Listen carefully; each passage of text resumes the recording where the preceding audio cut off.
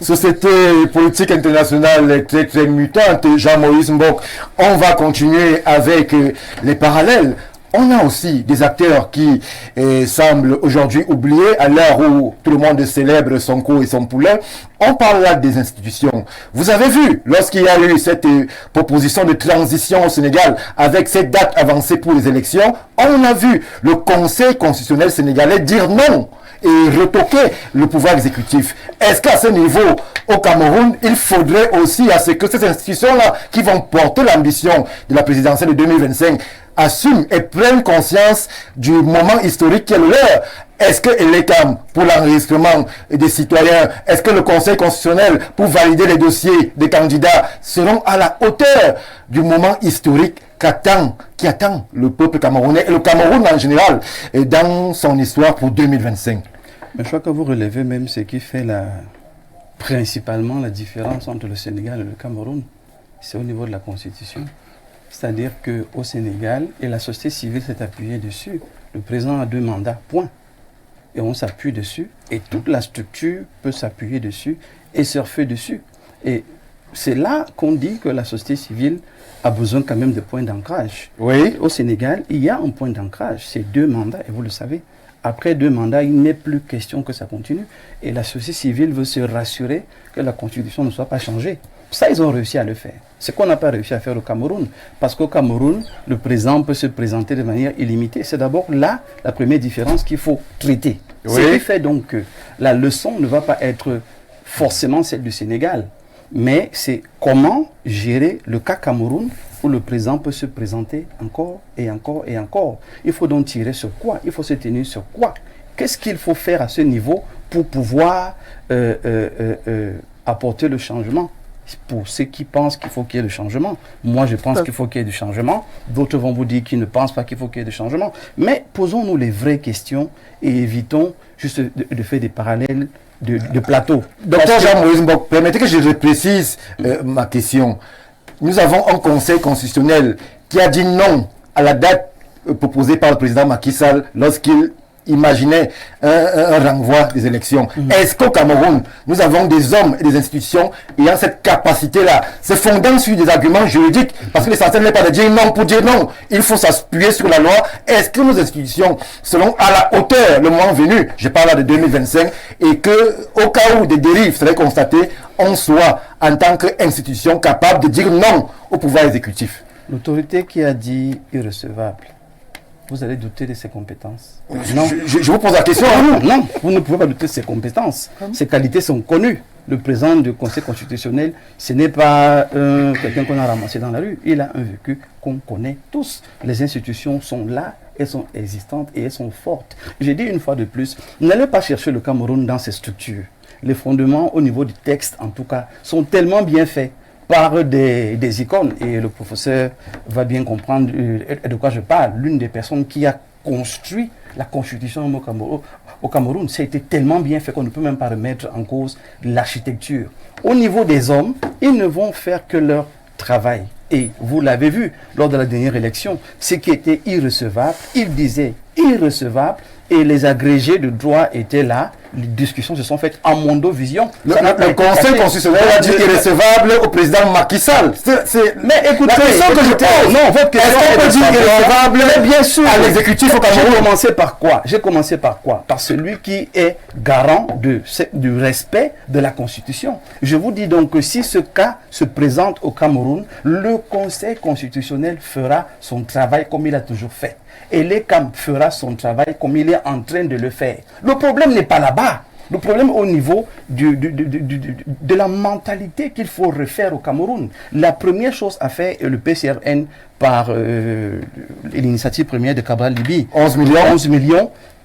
Il a bien commencé. C'est là qu'il faut commencer à travailler sur le Camerounais. Alors que le Sénégalais lambda sait qu'il faut que j'aille voter parce que ma voix compte. Et si je veux participer à la vie de ma nation, je dois être électeur. Le Camerounais est encore en train de se dire, oh, c'est les mêmes qui vont remplir, ce n'est pas la peine d'aller voter, donc ça ne m'intéresse pas. Là, il faut changer de paradigme. Il faut dire que les Camerounais intègrent que toute voix compte. Deuxièmement, elle a parlé de ça, je me réjouis de cela aussi, les brigades de contrôle dans les bureaux de vote.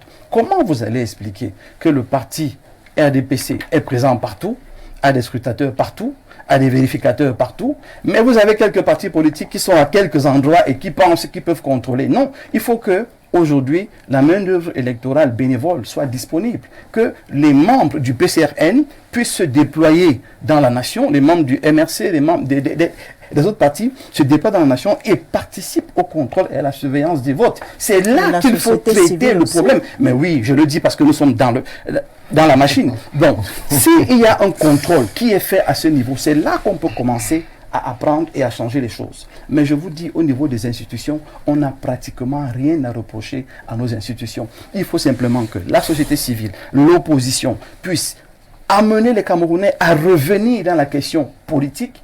Et puis, de l'autre côté, moi, je suis de ceux qui pensent, et vous allez me pardonner pour ça, mon objectif premier n'est pas forcément d'enlever M. Biya au pouvoir, mais c'est que les conditions de vie des Camerounais changent. Aujourd'hui, pourquoi on est en train de lutter contre la vie chère? Pourtant, on pouvait anticiper sur un ensemble de choses. On place les produits dans les carrefours, on les vend comme on peut. C'est une bonne chose, c'est une bonne initiative, et je salue le ministre du Commerce qui le fait. Mais je dis, on peut mieux faire dans la redistribution des richesses. Et c'est là que nous devons pouvoir mettre la pression pour rappeler, on le dit dans les discours, le fameux train de vie de l'État qui doit être réduit. Oui. On peut le réduire et le réorienter. Il faut simplement aujourd'hui que la pression soit mise sur le dialogue des gouvernants, sur l'explication des gouvernants et que nous puissions amener le maximum de populations à s'impliquer dans les questions politiques. C'est là qu'on peut faire le parallèle. Mais si vous voulez rentrer dans une institution qui pourra dire au RDPC non, au Cameroun, la constitution est différente.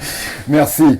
Professeur Onangini, le Sénégal parle-t-il au Cameroun? C'est vrai que depuis l'arrivée de Bassirou Diomaye Faye, on se plaît à rêver du pays de la Teranga au Cameroun. À chaque carrefour à Yaoundé, on évoque le Sénégal comme modèle. Mais la question qui se pose, est-ce que les Camerounais sont prêts à payer les sacrifices liés, inhérents à cette arrivée d'un jeune homme de 44 ans au pouvoir? Parce que pour ceux qui ont été attentifs, et nous l'avons été à l'arrivée de ce nouveau président, il y a eu des morts, il y a eu la prison, il y a eu des institutions qui ont recadré le pouvoir en place. Il y a eu des interférences étrangères. Il y a eu. Est-ce que les Camerounais que vous connaissez sur le plan social, sur le plan politique, sont prêts à payer ces sacrifices? Les Camerounais se débrouillent à leur niveau. Vous dites qu'ils ne sont pas prêts. Qu'est-ce que vous voulez qu'ils fassent? Vous savez, quand j'écoute ce qui se dit, ça m'amuse beaucoup. Ah bon? Tout le monde parle au Cameroun, mais le Cameroun ne se parle pas à lui-même. En réalité, c'est à lui-même qu'il doit se parler. Exactement. Ce n'est pas le Sénégal qui doit parler au Cameroun, ce n'est pas le Mali, ce n'est pas quelques pays que ce soit. On s'inspire toujours de quelque part, prof. Non, en fait, c'est la marque de l'impuissance. Quand on en est à ça, ça veut dire... Pourquoi impuissance, professeur? On a une classe politique, on a la société civile, on a les instruments. Pourquoi impuissance? Ça veut dire qu'on est bloqué. À quel niveau? Ça veut dire qu'on est bloqué. Non, le professeur je dis et je répète que c'est le Cameroun qui doit se parler à lui-même. Ce n'est pas le Sénégal ou la Côte d'Ivoire ou n'importe quoi qui doit parler au Cameroun. De la même manière que ce n'est pas le Cameroun qui ira parler à la Côte d'Ivoire ou au Sénégal. Ça, c'est la première chose. Deuxième chose, il faut voir les choses de manière rationnelle, sans émotion. Oui. Le Cameroun et le Sénégal sont deux systèmes aux antipodes. Si vous prenez l'histoire politique, la sociologie politique, ça n'a rien à voir. Si vous ajoutez l'anthropologie, c'est même encore plus compliqué. Le Sénégal est un pays qui a plusieurs communautés, mais il y a des médiateurs qui permettent d'unifier la population. Les fameux chefs religieux sur le terrain de la communication. Le fait qu'il y ait une langue qui puisse être parlée dans tout le pays, qu'on soit Soninké, qu'on soit Sérère, qu'on soit Wolof, qu'on soit Diola, ainsi de suite, qu'on soit Peul, est un élément très important qui modifie les conditions de l'interaction politique. Au Cameroun, un tel mécanisme n'existe pas. On parle français, on parle anglais, on parle fulbe, on parle bassa, on parle bassa, tout ce que vous voulez. Donc les conditions de la mobilisation politique ne peuvent pas être identiques. Par ailleurs, la structure de l'État n'est pas la même, l'histoire de l'État n'est pas la même. le Cameroun est ce qu'on peut appeler techniquement un Beamtenstaat, c'est-à-dire un état de fonctionnaires typique. Donc ça veut dire, malgré les changements institutionnels et politiques, que le socle, c'est encore l'état de fonctionnaires. Oui. Le Sénégal a certainement une structure d'administration publique, mais n'est pas conçue de la même manière qu'au Cameroun. Autre élément de différence, l'histoire. L'histoire du Cameroun commence dans un conflit de souveraineté très puissant, très dur. Il n'y a pas la même chose au Sénégal. Donc les clivages politiques ne se construisent pas de la même manière. Continuons. Même le Cameroun confronté à l'expérience de la démocratisation, ce n'est pas la même chose. Bon, certainement au Sénégal, il y a eu des épisodes de mobilisation populaire, mais au Cameroun, il y en a moins, mais elles sont plus dures. Les années de Brest, ce n'était pas de la rigolade. Donc, les conditions sont strictement différentes. Ça ne veut pas dire qu'il ne puisse pas y avoir de changement au Cameroun. Ça veut dire qu'il faut utiliser une autre intelligence pour construire ça. Laquelle le temps commence à nous manquer. 2025, c'est demain, professeur. Dans la continuité ou dans la transition. Si vous voulez, venez, je vous fais de la consultation. C'est clair. Merci. Venons donc maintenant au Sénégal. Oui, allez-y. Ce que j'ai entendu dire, sans dire en fait les politiciens qui représentent ici l'opposition tiennent le discours de la défaite. Et c'est un discours qui est mental. Oh, les Camerounais sont apathiques. Oh, les Camerounais ne veulent pas aller voter. Professeur, oh, j'ai posé une question. Le défi qui leur est donc posé, comme les Camerounais ont peur, c'est à eux. Puisque eux, ils veulent que ça change, de convaincre les Camerounais de ne plus avoir peur. J'ai posé la question de professeur. Y a-t-il des leaders capables? C'est ça que je suis en train de parler. Comme ils disent que les Camerounais ne votent pas, sont indifférents, c'est à eux de rendre la politique intéressante pour que les Camerounais disent ça. Non, il y a de nouveaux leaders là. Vraiment, le tour, si, on va y aller. Mais ils passent le temps à pleurer. Ils pleurent beaucoup. Ça veut dire qu'ils entretiennent les structures de la défaite. Ça veut dire qu'ils sont battus d'avance. Oh là là. Bon, je reviens au Sénégal.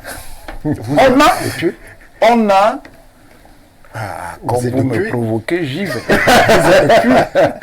Le leader du MRC oui, est typique de cette logique de la défaite. Je vous explique. Allez-y, professeur. Voici un homme politique qui va pour la première fois à une élection présidentielle. Bon, il prétend qu'il a gagné, mais officiellement, il a eu 14%, ce qui est déjà consistant. Pour une première expérience, au lieu de s'appuyer sur ça pour consolider sa position par la représentation parlementaire et municipale, il décide de ne plus aller aux élections. Maintenant, pour venir construire des stratégies de bail politique. Est-ce que ça a un sens? Vraiment. C'est ça la logique de la défaite. Le combat n'est jamais facile. On n'a pas dit que dès que vous allez venir, vous irez étudier. Non. Les autres ne sont pas là pour vous applaudir. Ils sont même là pour vous empêcher d'arriver. Oui. Donc c'est à vous de construire la puissance nécessaire pour inverser les rapports de force. Je repars et je finis au Sénégal. Oui, allez-y. Sonko a fait ce que la plupart des leaders d'opposition camerounaise ne peuvent pas faire. C'est-à-dire sortir de la position personnelle. C'est-à-dire obsédé par Sonko, Sall a tout fait pour le disqualifier. Oui. Et ce Sénégal dont vous louez le processus a aussi beaucoup de choses qui sont moins avantageuses. N'oubliez pas qu'à chaque fois, il y a eu des manœuvres pour écarter des candidats. Oui. On a écarté Karim Wade, on a écarté Alpha Tal, ainsi de suite. On a écarté Sonko. Donc, on dit Sonko n'est pas candidat. Il dit, bon, je ne suis pas candidat. Diomaye Faye est là. Il va aller au combat. Et pourquoi il le fait? Parce qu'il a fait un travail. et que son travail se fait dans des conditions. Et ce sont ces conditions-là que les gens doivent comprendre. Ce n'est pas la première fois qu'il y a alternance au Sénégal. Ça sera la 4e. Oui. Mais les structures ne changent pas. C'est-à-dire que les structures de la vie qui concernent la population, c'est-à-dire l'épanouissement de la population n'est pas réglé. Il y a eu Wad. Après, les gens disent que ça ne change pas.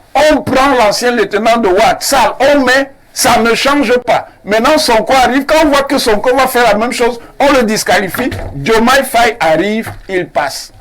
Mais lui-même, Diomaye Faye, risque d'être victime du même blocage. Pourquoi? Parce qu'en fait, la souveraineté est scindée. Il y a la souveraineté du peuple qui dit, bon, on veut tel dirigeant.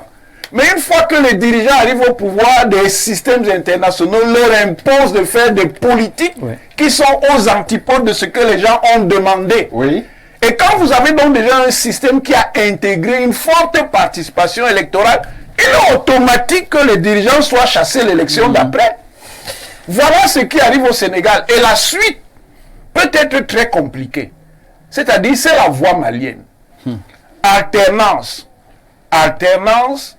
Alternance, mais blocage du système. Et finalement, on arrive au coup d'État militaire. Merci. Voilà ce qui peut menacer le Sénégal. Merci. Et qui menace la nouvelle équipe à qui l'international ne fera pas de cadeau.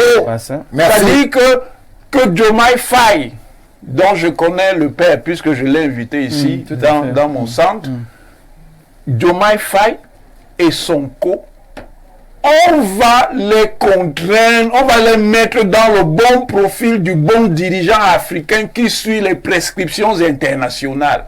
Or, ces prescriptions internationales sont en contradiction fondamentale avec les besoins des sociétés. Et s'ils choisissent cette voie, on va aussi les chasser comme on a chassé ça. Merci, professeur. Honorable Ngoïsi Roland, je vous vois brûler l'envie de réagir, mais moi je vais d'abord vous poser une question.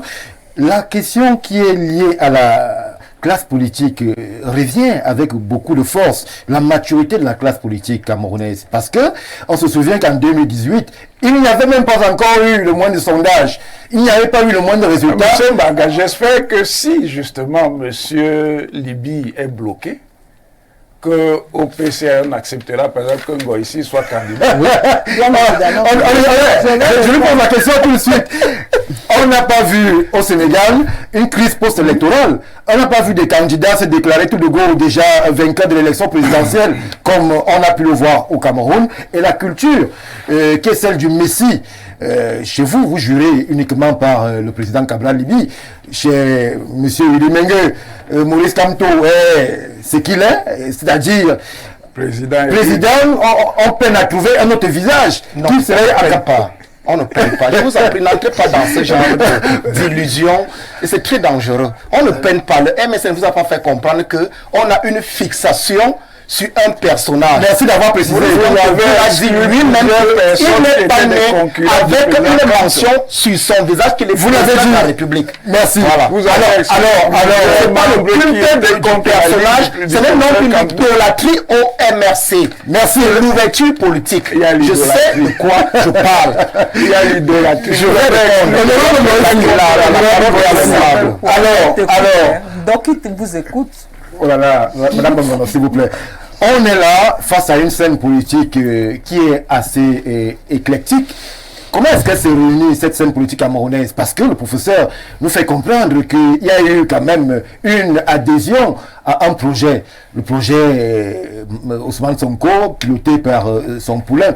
Est-ce que vous, dans la scène politique camerounaise, il y a cette adhésion? Vous parlez d'alliance, vous parlez d'union, mais comment est-ce qu'on réunit le MRC et le PCN dans une même salle de classe? Comment ça se passe? Et surtout, est-ce que les leaders politiques camerounais sont prêts à tuer leurs égaux lorsque l'on sait que beaucoup ne se voient que président? Même ministre, ça ne l'intéresse pas. Ils se voient uniquement comme président. Présidence ou rien. Est-ce que la culture du Messie n'est pas la principale faiblesse de la classe politique camerounaise lorsque l'on sait que Ousmane Sonko a accepté que son lieutenant soit le président. Il aurait pu dire je m'en vais donner mes voix à Khalifa Sall et j'entre au gouvernement comme Premier ministre. Il ne l'a pas fait. Il a accepté que son lieutenant soit le président de la République. Alors, Monsieur Mbaga, je ne voudrais pas penser que vous êtes ici en train de vouloir nous insulter. Hein. Non! Parce que lorsque vous demandez si le PCRN et le MSC peuvent se retrouver dans une salle de classe, je crois que c'est assez tendancieux. Je dis déjà... Sur le plan idéologique, je parle d'idéologie. Non, mais sur le plan idéologique, c'est deux partis politiques quand même différents qui ont deux idéologies différentes. Ils peuvent alors se retrouver. Je vais répondre à cette question. Avant de répondre à votre question, j'ai voulu prendre la parole ici justement parce que le déroulé du professeur m'a reconforté sur un point, sur 2 points. Le professeur disait tantôt que, en fait, au Cameroun, du moins en comparant les deux pays, il disait qu'il n'était pas judicieux de comparer le Sénégal au Cameroun parce que chaque peuple avait sa particularité. Et qu'au Cameroun, nous avons des leaders politiques qui sont défaitistes, qui disent les Camerounais ne vont pas au vote, les Camerounais c'est déjà gagné d'avance, ils ne vont pas. Il faudrait des leaders charismatiques qui incarnent. J'ai posé la question à M. Alors, je voudrais donc lui répondre en lui redisant que, professeur, je l'ai dit, que dans l'Union Ekele, ce n'est pas parce que le UPC n'était pas en course que nous n'avons pas gagné. C'est parce que nous avons travaillé depuis 2017. Je vais vous n'auriez jamais eu les mêmes résultats. Mais nous allons aux prochaines élections. On verra bien. Nous avons travaillé à inscrire les nouvelles personnes sur les listes électorales qui nous ont voté.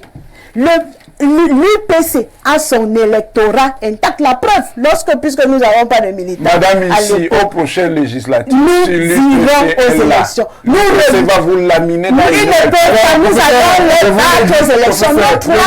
Nos 3 députés d'Union Ekele, ce n'est pas un débat. Nous allons Je vous dis que l'UPC va vous laminer. Parce que c'est un rapport de force. Actuellement, nous avons travaillé depuis 2017 pour cela. Et nous disons, l'Union Ekele est la chasse, est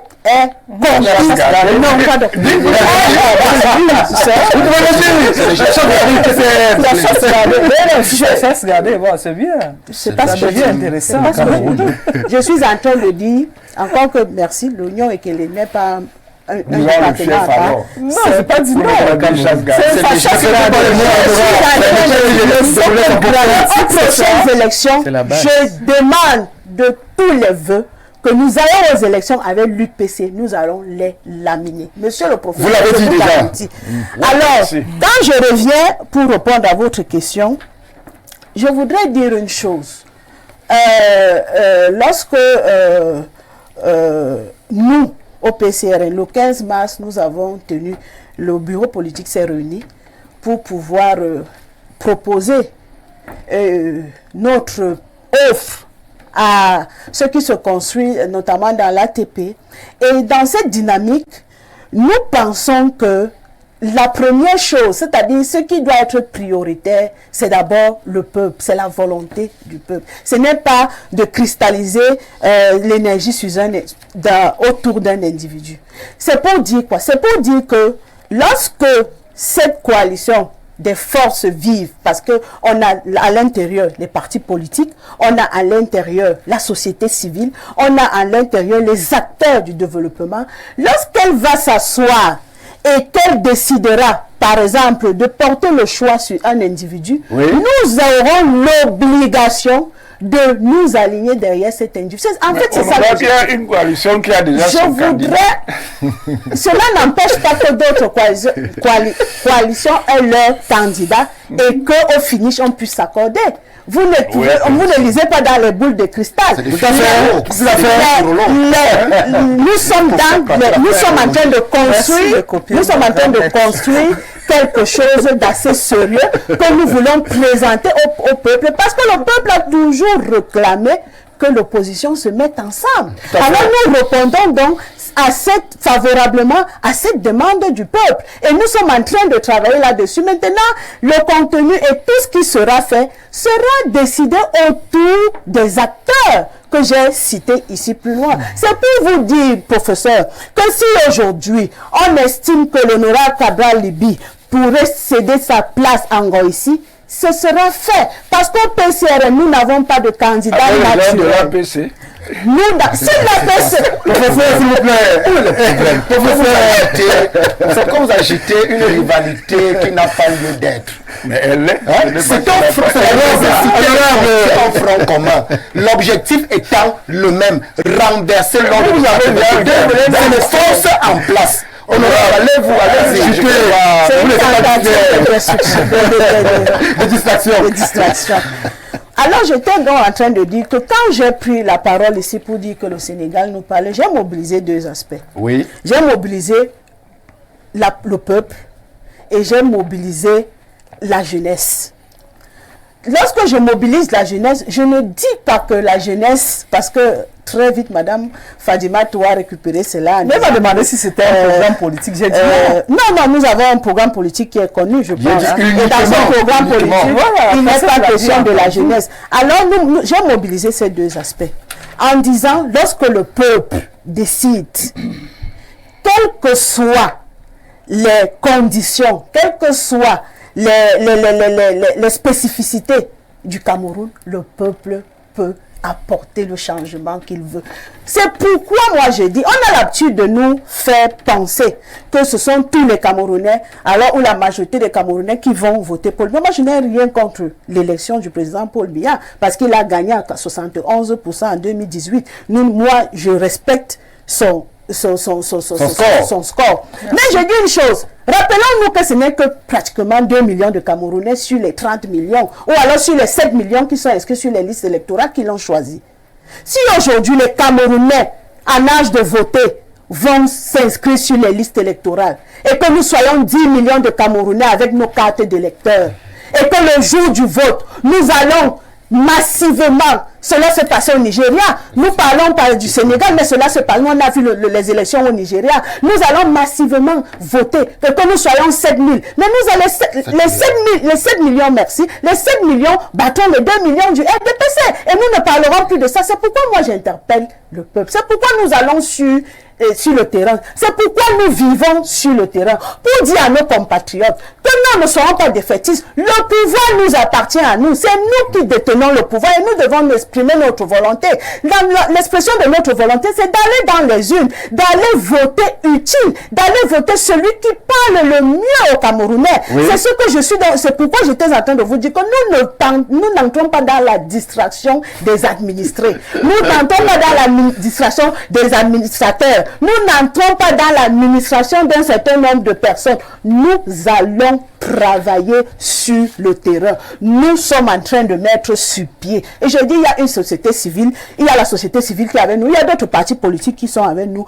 Une brigade de surveillance de vote. Le jour des élections, nous allons surveiller nos votes. Merci. Et puis, je n'ai pas terminé.